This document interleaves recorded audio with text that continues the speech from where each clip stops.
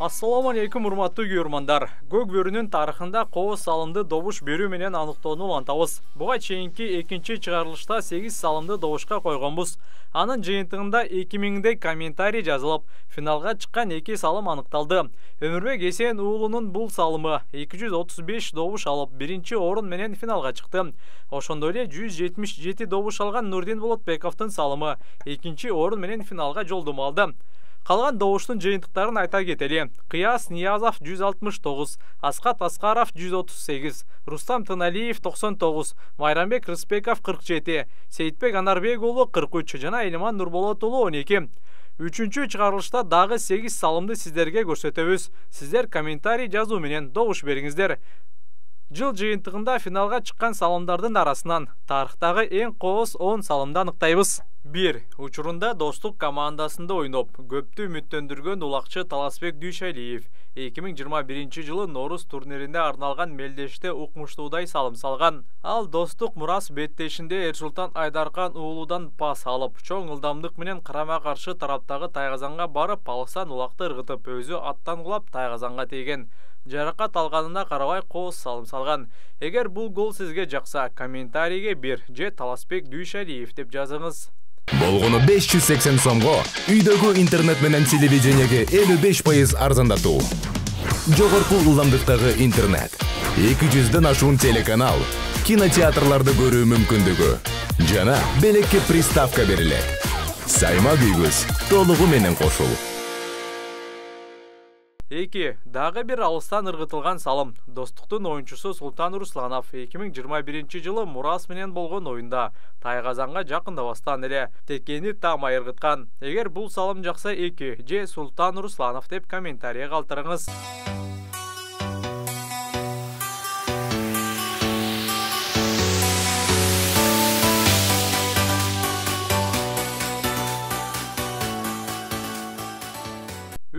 Көк бөрүнүн жылдызы. Учурда Достукта ойногон Аскат Аскаровтага карьерасында өтө көп кооз салым салган. Алатоо командасында ойноп жүргөндө 2022 жылы Норус майрамына арналган турнирдин жарым финалында Сарыөзөндүн тайгазанында улак ыргыткан. Додонун ичинде жерден улакты эңип чыгып, капталдап барып тайгазанга улакты таштаган. Эгер бул салым жакса 3 же Аскат Аскаров деп жазыңыз.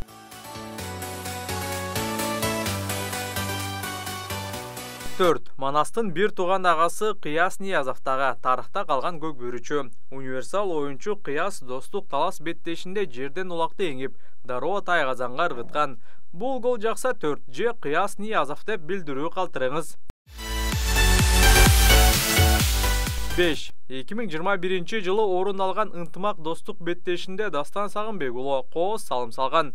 Өзү көбүрөөк коргонууда ойногонуна карабай Дастан ал күнү алдындагы атын мыкты башкарып, атаандаштарын жеткирбей барып улакты таштаган, жаракат дагы алып калган. Эгер жакса 5 же Дастан Сагынбек уулу деп комментарий калтырыңыз.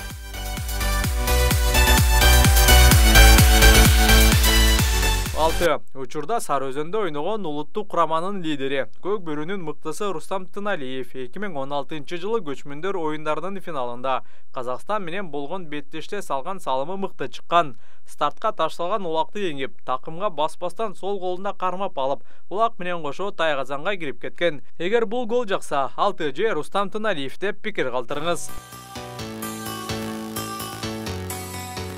Ысык Көл облусунун таланттуу жигити Арслан Чыныбек уулу 2020 жылы президенттин кубогунда 700 Алатоо беттешинде укмуштуудай салым салган. Тулпары менен шамалдай учуп барган Арслан сальто жасап гол киргизген. Бул салым жакса комментарийге 7 же Арслан Чыныбек уулу деп жазыңыз. 8. Көк бөрү жылдызы Манас Ниязовдун дагы бир салымын добушка коебуз. 2018 жылы көчмөндөр оюндарынын финалында Кыргызстан менен Өзбекстан ойногон. Мына ошол оюнда Манас Бойка менен өнөктөшүнүн колунан улакты алып, атаандаштарын жеткизбей барып, бир колдоп чимирилте улакты ыргыткан. Бул кооз салым жакса 8 же Манас Ниязов деп комментарийге жазыңыз. Үчүнчү чыгарылышта сиздер дагы 8 салымды көрдүңүздөр. Белгилеп кетсек, комментарийге улакчынын атын же номерин жазып добуш бериңиздер.